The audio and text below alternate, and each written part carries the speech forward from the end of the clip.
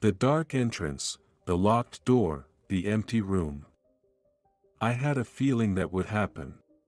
When I turned on the light in the living room, there was a completed divorce application on the table. A part of me thought, that was anticipated. Okay, I'll just submit it now. I immediately filed the paperwork at the local office, called up a moving company, and moved out. Without hesitation, I sold the cherished house we had purchased when we got married. My name is Michael Sawyer. I just turned 45. I work for a subsidiary of the large corporation where my father is chairman. My brother named Samuel is the successor and now the president. I travel a lot to inspect the subsidiaries to assist him. I don't have much time to relax at home. Even so, I have a wife named Sarah. Sarah and I had an arranged marriage. Our parents decided on this marriage, so our wishes didn't matter. Fortunately, neither of us had other partners and we were both at the right age for marriage. We didn't have much in common, but we were able to talk casually, and there was no reason to dislike each other. Thus, without falling in love, we decided to marry. It's been over 20 years now. The son we had soon after getting married has grown up to become a pilot, fulfilling his dream, and is probably flying somewhere in the vast sky right now. I don't hear much from him. Since I was usually busy and rarely at home, my son Matthew never got attached to me. Instead, he was always mad at me for leaving his mother alone. But inspecting the subsidiaries was my duty, and I had explained from the start that I would often be away on business trips. Sarah understood that and never complained to me about the family. However, to Matthew, I probably seemed like a man who only cared about work and ignored the family. Recently, he messaged me saying that now that he's a pilot, he understands the demands of work and why I couldn't come home more often. He's truly grown into a good adult. Since I was entirely focused on work and left everything at home to my wife, I probably wasn't a very good father. I don't even remember taking them on family trips, and I can count on one hand the number of times I played with Matthew. But thanks to Sarah, he grew up to be a straight-laced, serious kid. Now that he's independent, I have some thoughts. How do I want to interact with Sarah from here on? I'm grateful that she supported the household without complaint, but to be honest, we hardly ever spoke. Still, I've got my own thoughts on it. Soon, I think we need to talk about our future together. Sarah is normally a quiet person, but that day, she was surprised by my words. A week of vacation starting Monday? That's rare. Yeah, I've been busy for a while now, so I was told to take some time off. I see. She said with a small smile. Well then, let's have something you like for dinner, shall we? It's not like it's a special occasion. True, but it's a rare event. She said, seeing me off. She's always seen me off when I leave for work or return home after being away for a while. It's a small gesture, but she's done it for years, as if it were only natural, but lately, I've begun to grow suspicious of her behavior. It started as a faint feeling of discomfort. She never used to care about her phone much, but nowadays she keeps looking at it. Once she notices me noticing, she hurriedly hides it. I also feel like she's going out more often. She never used to be one to go out for fun, so I was shocked when a neighbor told me she frequently leaves the house now. They were also surprised because they had never seen her leave for anything but shopping. Besides, she often seems tired or sighs more frequently, which I have noticed even I'm rarely home. I've also gotten messages from Matthew, who's been returning to our house often, worried that something is going on. When he asked Sarah, she'd only say, I'm fine. Or, It's nothing. So I figured she'd say the same thing to me. Again, I don't really know her day-to-day life. We've never had issues, but it seems like Sarah and I have been too distant to even call ourselves a couple. Since my work has settled down and Matthew is now independent, freeing up Sarah's time, I decided to take this long vacation to figure out what's happening with her. That night's dinner was filled with my favorite foods: grilled chicken, mac and cheese, and tomato soup. My parents were busy people, so I never really knew what home-cooked food was like. Therefore, it wasn't until I married Sarah that I first understood the warmth of it. The flavors are just how I like them, making me feel like I'm truly back home. Even though I left Matthew feeling as lonely as I did, he grew up eating Sarah's lovingly made meals every day. It's no surprise he turned out well. While enjoying Sarah's cooking, she occasionally glanced at her phone beside her. I pretended not to notice, while I set my plan in motion. Since I've got this vacation, how about we take a trip? A trip. Sarah looked a little puzzled at my suggestion. Surprised I would suggest something like that. I mean, yeah, you're right. I'm surprised. She tried to deny it, but knowing she couldn't hide it, she admitted her surprise and quietly spoke. Has something changed? It's the first time I've heard you talk about vacations or travel. She asked, genuinely curious. I realized I had never really done much for the family before. Matthew had asked me a few times to take us somewhere, but I always ended up just giving Sarah some money while I stayed behind. Honestly, Sarah did the raising. I couldn't deny it if someone said so.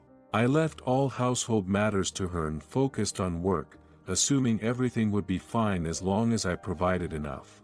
I trust her completely since she's always supported our home the way I wanted. That's why lately, I can't help but be bothered by her recent actions. That's pretty much. Matthew's grown up now, and I wanted to take it easy. Oh dear, I'm glad to know you were thinking of him. She said with a gentle smile. Looking at that smile made me think, we'll be together for the rest of our lives. I won't say she shouldn't have secrets, but if it's betrayal, what would I do? I consider Sarah both a wife and family, but we didn't get married for love. That's probably why I find myself doubting her sometimes. I want to clear up these worries during this trip. Nothing more. After returning from work, we began choosing our destination together. Somewhere within driving distance, figuring out where to stay, what to eat, and what to see. For once, Sarah was excitedly poring over travel brochures. I wasn't familiar with travel either, so I had picked up a bunch of pamphlets from a travel agency. I never expected her to be that happy. Is there anything you'd like to see? Me? Well, I've always wanted to climb a mountain. Wow, in that case, how about this area? We got caught up in the excitement of planning our destination. When I think back, I spent my student days studying and my adult life working, never really traveling leisurely with friends. Even our honeymoon was a simple one-night stay at a nearby hotel, so this time, I just want us to take it easy and relax. Eventually, we decided to head to a famous resort area. Sarah was excited from the morning and packed a homemade lunch for the drive. We enjoyed her lunch, taking in the scenery along the way. That was probably the first time I've had such a relaxed weekday afternoon. I feel a little guilty. I muttered, and Sarah laughed like a tinkling bell. You work all the time, so don't worry about that. Was she always this cheerful when she laughed? I realized that I knew almost nothing about her. I always picture her smiling calmly, but that seemed like the first time I'd seen her laugh so brightly. You're right. Let's enjoy this vacation to the fullest. Yes, for sure. She looked genuinely happy, blushing like an innocent girl. I should have taken her to more places. I thought so, but it's not too late. We could invite Matthew and have a family trip next time. At that moment, my phone buzzed obnoxiously. I gestured an apology to Sarah and answered the call. I realized that she hadn't touched her phone once that day. She hadn't even taken it out as if it didn't exist. I'm sorry, Sarah. I've got to head into the office. She looked down silently, and I felt bad, but it was an urgent job. She clutched the sleeve of my shirt like she was hanging on for dear life. I can at least drop you at the hotel. Enjoy the trip. How could I enjoy myself alone on this trip? It was the first time I'd seen her raise her voice. While I was stunned, she gently let go of my sleeve. By the time she looked up, she was back to her usual self. I'm sorry for making a scene. If it's work, it can't be helped. Let's go home. I'm really sorry. Then, I drove her back home and dropped her off. I'll probably head straight out on a business trip. I'm sorry about that. No problem. Take care. She turned at the front door and smiled brightly. Feeling something was off, I left for work and managed to return the next day around noon. I'm home. The entrance was dark, the door locked, and the room silent. I had a feeling. Switching on the living room light, I found a completed divorce paper sitting on the table. Somewhere deep down, I expected that. That's why I was prepared. Okay, I'm turning this in right away. I said to myself, heading straight to City Hall to file the paperwork before calling the movers to help me relocate. I didn't hesitate to sell the home we'd purchased together when we got married. In hindsight, my life had been tied down to my family's expectations. My father was the president of a major corporation, and my older brother, Samuel, was his successor. As the second son, I naturally took on a supporting role and was raised that way. Since that seemed normal to me, I accepted the arranged marriage. However, my perspective began to change after we had our son. He grew up fast, not listening to a word I said, and he absolutely refused to work for the family business. I remember being frustrated, but more than that, I was confused. I just doubted if it was okay to go against what parents say.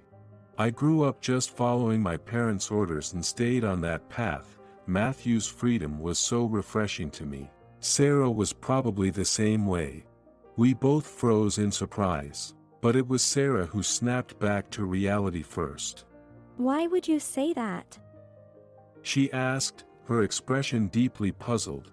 It was then I realized she was just like me, living a life according to what others expected. With many dreams, Matthew was a dazzling figure to us. It's your life, so do as you like. But you said you wouldn't let your grades drop, so make sure you follow through. I know, I'll do it. Matthew replied. I thought for sure you'd oppose me, Dad. Thanks. I will make my dreams come true. Sarah watched us with a puzzled look but didn't say anything in the end. We really were similar. Our marriage had been arranged by our parents, since her family ran a strong business in the area where my father wanted to expand back then. It was less an arranged marriage and more of a strategic alliance. But neither Sarah nor I thought of going against our parents, and since we didn't dislike each other, we thought that was enough. After being together for over 20 years, there was affection between us, even if it wasn't love, though. That's why I had a clue about her worries and was prepared for the way she might act. Once she had filed for divorce, then it was time to put my plan into action. Dad, what's going on? Matthew seemed to stop by our old house after his work. He called me with a loud and clear voice because it had already been up for sale. Calm down. It had to be done. Of course I'm upset. Why did it come to this? After yelling to clear his head, he continued more calmly. I can't get hold of Mom. Is that related? Yes, it is. Your mom and I got divorced. What? His tone grew harsh again. Don't joke around. What was wrong with Mom? Did you kick her out and sell the house? Nothing was wrong with her. And for the record, she was the one who dumped me. Oh, well, that makes sense. He accepted it nonchalantly. Dad, you weren't exactly a great father, so I can see why she'd get fed up. Hey, you could soften that a bit. You know that hurts. But it's true, right? always working and ignoring the family, only to get divorced after the kids move out. That's a textbook example of a midlife crisis divorce. He wasn't wrong, but it wasn't that simple. It stung to know my own son thought I was such a poor father, and even worse to think he believed I deserved to be abandoned by my wife. Listen, it's not like that, okay? Just hear me out, and then you can decide. You're always saying selfish things, but it's about Mom, so I'll listen. I told him the story of our practical, unromantic marriage, our upbringing, and Sarah's family situation. I noticed something was off recently, but so that's what it was. Yeah, and I made up my mind. I never thought you'd go that far. Okay, I'll support you. So bring Mom back with you, all right? Yes. I nodded to his strong encouragement and hung up. Now, there is one last thing to do. I'll go get her. Sarah's family ran a small apparel company. It was a long-established business with solid expertise. That was why my father had chosen them as a partner. In reality, even after we got married, our companies maintained a good relationship.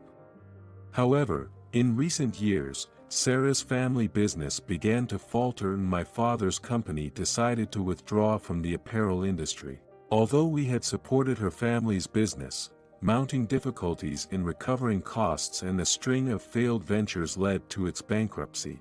My father's company agreed to cover the expenses and take on the employees impacted by the collapse. Severing the business ties between our families, Sarah no longer had a reason to stay married to me. But still, there was another problem. The bigger issue was the debt Sarah's brother, the former CEO, had accumulated. While he could file for bankruptcy, Sarah was a guarantor. I realized she wanted a divorce to protect Matthew and me from being affected by her brother's debt.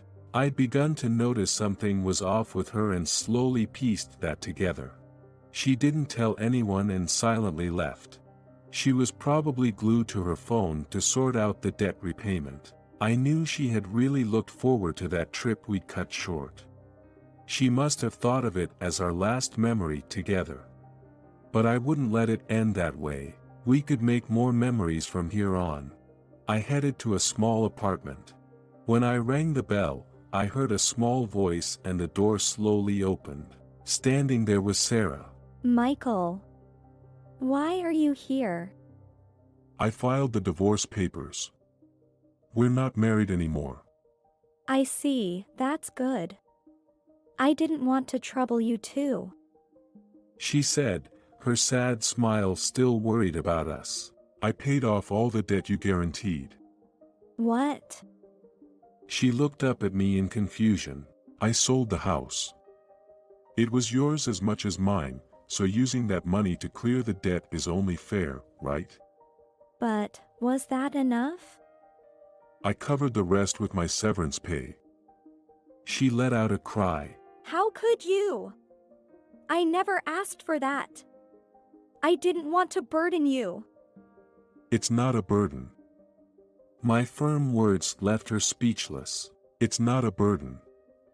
I chose to sell the house and quit my job. My father and brother tried to stop me and got angry, but I didn't want to keep living my life at their whim. But there's still severance left, and I have savings. So I want to propose to you again. Our arranged marriage had been devoid of love and romance. There wasn't even a proper proposal, and we only saw the rings for the first time at the wedding. This time, I want to pick everything out with her, step by step. With what's left, I want to start doing what I've always wanted, and I'd like you by my side. Before coming here, I'd chosen a ring with asking for Matthew's opinion, and I held it out to her. I love you. Will you marry me again? She started crying, her face a mess. I held her until she calmed down, waiting for her answer. Eventually, from the spot pressed against my chest, her voice spoke softly. Yes, I'd love to. When she looked up at me, her tear-streaked face was the most adorable I'd ever seen. I remarried as Sarah's adopted husband, a sign that I no longer needed to rely on my family. All that mattered was us supporting each other. We'd had enough of being controlled by our families. So, is this the shop you wanted to open, Dad? Matthew asked, sitting at the counter with a cup of coffee in hand. Right. To be honest, it was my childhood dream. At some point, I completely forgot about it. Awesome. You were always good at brewing coffee. He took a sip of my coffee. Smells great. How is it? Yeah, it's good. Mom's special pancakes go really well with it. She's a great cook. The cafe is in a suburban area, and a small, cozy spot. This is what I wanted to do. I've always loved coffee and have been very particular about it. Through hobbies and work connections, we've opened this retro-style cafe that serves quality roasted coffee. Sarah and I run it together. The customer traffic is decent. While we're not making a fortune, our customer base is steadily growing, and we make enough to live on. Michael's practicing brewing tea now. Hey, I told you that was a secret. I said with flustered, and Matthew laughed at my reaction. Will Grandpa come by too? Yes, he checks if your dad isn't around and sometimes stops by quietly. Grandma comes with him too. Well, I was told I'd be disowned after quitting, so I never thought they'd come. I'd always done what my parents said. My brother was the priority, and I felt like I was just his support act. Maybe that wasn't entirely true. Grandma loves tea, right? I could bring back some good leaves next time. That'd be great. She'll be thrilled knowing you picked them. Do you think so? I don't think Grandpa and Grandma are too fond of me, though. Matthew muttered that while considering the best tea to buy for his grandmother, and Sarah said, Then how about some Madeleines to go with it? remembering their favorite treat. I'm no longer a big company elite, but I feel like I'm truly living as myself. Watching the sunlight streaming through the windows, I savor this peaceful happiness. It's a lovely day. My parents used to come here secretly when we first opened the cafe, but now they're regulars. My brother Samuel, his wife, and their kids have also started using this place as a hideaway, which I'm not sure how to feel about. Whenever I complain, they brush me off, saying, We can't help it if it's comfortable here. I was really puzzled when Samuel said, Maybe we should open a branch around here. As for Sarah's brother, he has moved to the countryside with his family. He sends us fresh produce and fruits during the harvest seasons. And so, as I listen to the sound of the siphon, I brew coffee again today.